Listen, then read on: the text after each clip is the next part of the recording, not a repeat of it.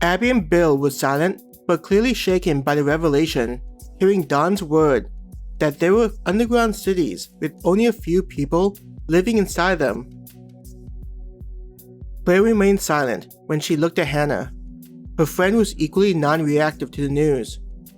Having already heard about such circumstances by Melody and Darlena, they had already had time to process the reality. Imagine the world in its current state, where people are forced to flee into the underground cities. The idea that there were people who had no one to depend on aside from themselves wasn't a pleasant thought. It's the reason why what Star and Moon had done was even more impressive, as though they were aware that humanity would be fractured, and figured out a way they could continue being able to socialize with one another. Socializing despite the monsters crawling on the surface of the planet. Claire had these thoughts as her sister and Bill talked with Cameron and Don about the adventurers walking about in the guild. Standing behind a large crowd of people, waiting to look at the board to pick jobs for single-digit levels, Cammy said, "Just a second. I'll be back. It'll be easier if I'm the one that grabs it instead of all of us trying to push through the crowd." As Cammy pushed her way into the crowd of people, the image was similar to a heavy rock being absorbed into the swampy mud. It'll be a while before she reaches the board. Don looked towards them, pointing a thumb to the general area that Cammy would be inside the mob of people. Chuckling, Bill said, "I guess I like the portal I use, with how few adventurers are inside that guild building." Don shrugged. "Sure, but then you're restricted in the types of jobs you can take. Even though Cammy and I were soldiers, we still have a long way to go before we could be considered strong enough even inside of this simulation." Pointing his chin towards the boards, "Those jobs allow us to gain more guild points to improve how much energy we take in, which correlates to our survival in our world." Backhanding Bill on his right shoulder, Abby said, "Stop trying to figure an easy way out. You need to get strong faster than you currently are. Are you planning on hunting horned rabbits for the rest of your life?" She frowned at his attitude.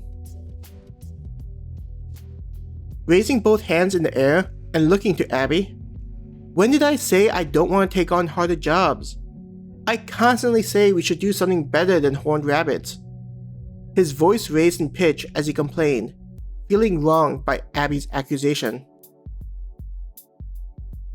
Abby leaned close to Bill, stabbing him on the shoulder with a finger.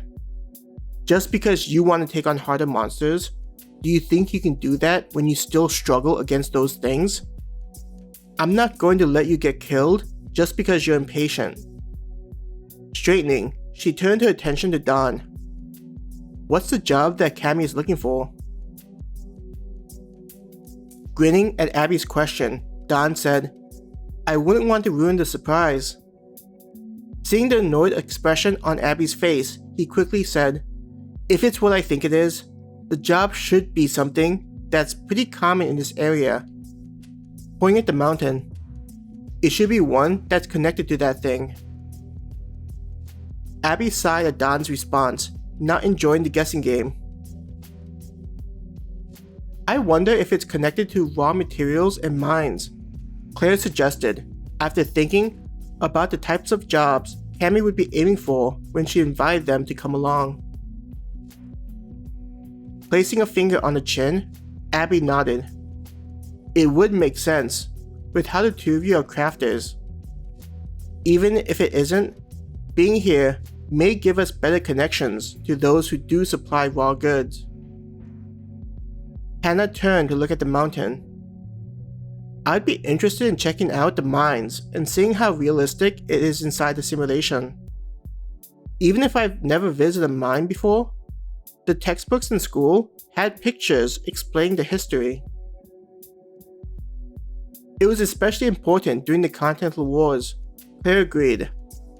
"Developing trade routes to gain raw materials is going to be important, not just for what we're doing, but also for the world.